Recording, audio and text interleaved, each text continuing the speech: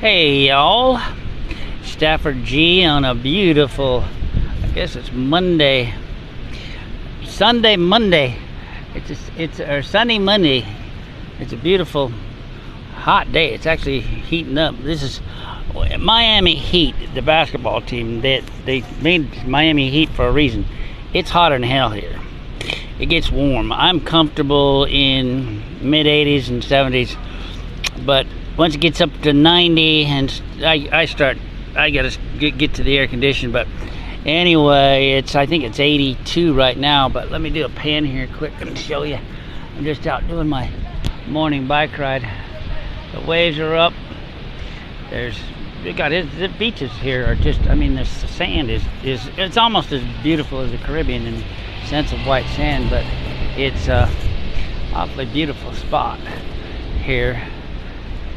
Water's green, turquoise, not quite as turquoise as it was down in St. Thomas, but nothing's like the Caribbean. And you go to Bimini and stuff, and Bahamas, it's green then too, but it's not like St. Thomas or St. John or St. Croix, where for some reason that water, and that's all has to do with the sand color in the water and the reflection of how it is so vividly green. It's in clarity. But anyway, I want to talk to you about, this is a job that I had. I was in my junior year of college. It was summer, so we were off, and a good buddy of mine who had gone, a bunch of my friends had gone seismographing. Seismographing was, at that time, there was a huge demand for oil or oil exploration. The oil companies were going wherever they could to try to find oil, because oil was at such a premium. It's, obviously still is, but at the same time back then, oil exploration became a thing where a lot of my college friends left school because of the amount of money that was to be made in oil exploration. And that's basically the idea behind that, is you would get to be able to go up and they dynamite the ground and blast it and shake it, and then had a system to take readings to see if there were any cavities or pockets of oil. And same they do in the sea. It's just they were hunting all over Wyoming, Montana, Idaho, Utah, Colorado, and that's where the main focus was. And it was flying in helicopters. We were going out in areas where they were only accessible by helicopter, and so these companies popped up of services, and most of them were French. And they were subcontracted out by the oil companies to go out and dynamite the ground to see what they could get readings off of these, and with the hope that they would find oil. And they did. I can to this day tell you, we crossed paths of spots where oils had gone into these mountain areas. The only accessible, you couldn't even hike to these areas where it was so far out in country that was so hard to get to, and there were caps placed on where they had found oil, and they had drilled and found oil and capped it. For what reason is beyond me, because I swear to God they're still there, and they're still not being used. We're still buying oil from foreign countries to supply the United States, and then while we're sitting on all this reserves. But anyway, it was like this is something where my buddy picks me up, and he comes by and he says, "Come on, you're gonna go up and we're gonna go seismographing." And I'm like, "No, I don't want to go do that." And he's like, "Yeah, you are." So we packed a bag, headed up to Jackson Hole, just outside of Jackson Hole North, to a town called Du Bois, where the seismic crew, where all our friends, or some of our friends, were working in a town called Du Bois. And the thing you did was you hung out until somebody quit or somebody, you know, got sick or whatever, and they needed more people. So my buddy got on the second day we were there. I didn't get on till the actual crew had moved back to Alpine, Wyoming, which was south of Jackson Hole, and we started a line. I got on the first day we got down there, and I got on, and this is, you know, it's, the idea behind it is you've got, you know, 25 people on, or 30 people on a crew that gets flown out to a specific place, starting place, and then you lay out a line of cables and jugs, and these cables and jugs are tied into a recorder, which is a computer post that looks like a little spaceship where all the computers were kept, and that was in the middle of these, in between these cables and jugs, where when we set off the dynamite, it was able to take readings, and that was what the oil companies paid for.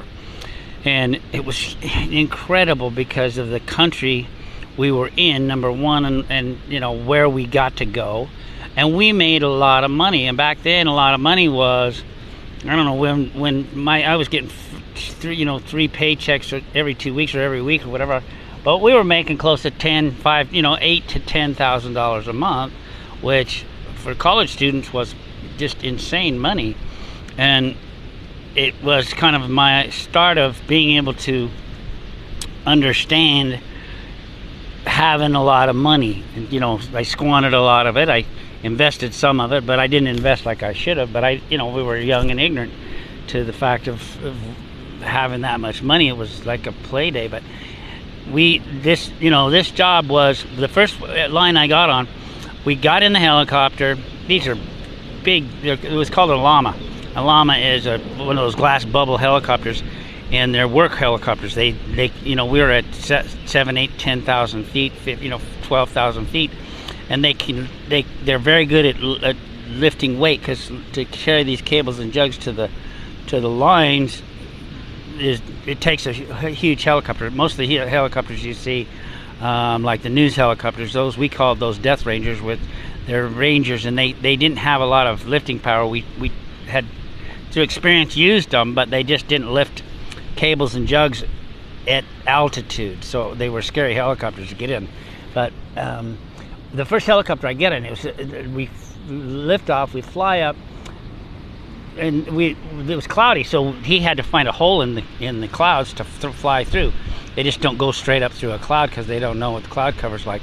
And we get up, and all of a sudden you see this blue sky, and here's these mountain peaks, and it was just spectacular. And he had to do a tow-in to get us out, which is where they put the skid onto a cliff, and you're in the ferry and you move real slow so the pilot can adjust for the weight as you're moving, and then you put your foot down on the skid and you jump, or you don't jump, but you walk on onto the cliff. And I mean, this is insane stuff. You went one wrong step and you're a goner. But that's how the kind of things we did. And then we did this line. It was 60 miles long. And when I say a line, oil companies draw a line straight. And when you lay cables and jugs out and dynamite this thing, you can't veer 10 feet either way. That's the amount of play you have when they're doing this thing, and it can't be broken. They can't do part of it, and then we ran across the river, the Snake River, and they had to run the cables. They couldn't jug it, but they had to run the cables actually through the water, through the river, and that's a pretty big river, and then up the other side, and we had to run our system past that and blew dynamite up right before the water, and then right after we started again. It was a trip, but it was the most incredible journey of being able to work and do things where I like. I mean, it was incredible because I love to hike anyway. You're getting paid to hike. You're getting paid to live out in the wilderness. And the only time I'd ever done that before was camping or fishing or whatever. You go camping, but we're making 10 grand a month doing something we loved.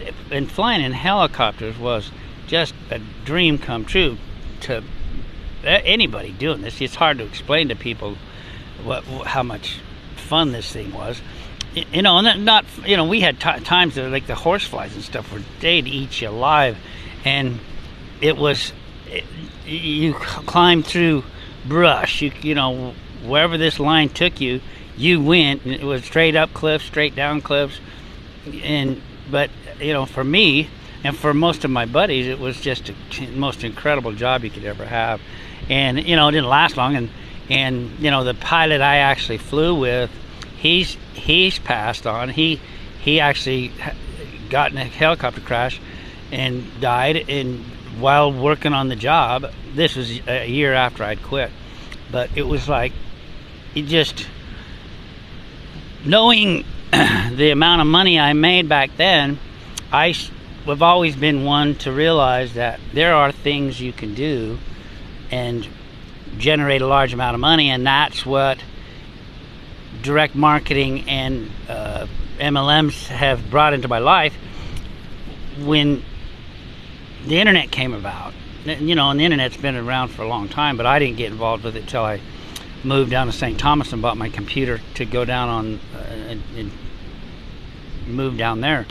And that was 1999, but my first involvement with direct marketing, it's 2003, and from that point on, I have always been involved with one or several online businesses that have produced income for me. Not always easy, but always doing it and always generating some kind of income.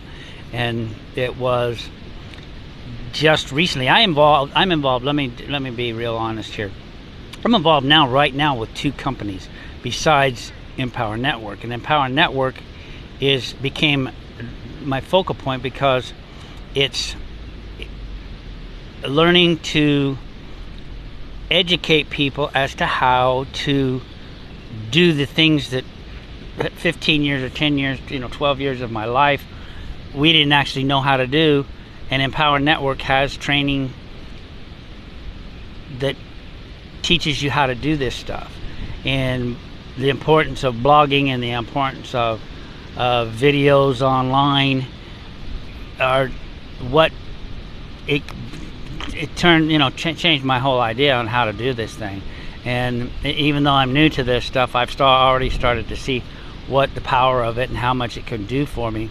So another job that, the whole video of these jobs I've had, kind of explaining the lifestyle I've been able to achieve and make money doing it at the same time and living where I want to live, is the purpose of the video. But the main purpose is to hopefully connect with somebody who can relate to what you want to do, what you want to have in life, what things that are out of the norm, things that will help you achieve your dreams and goals.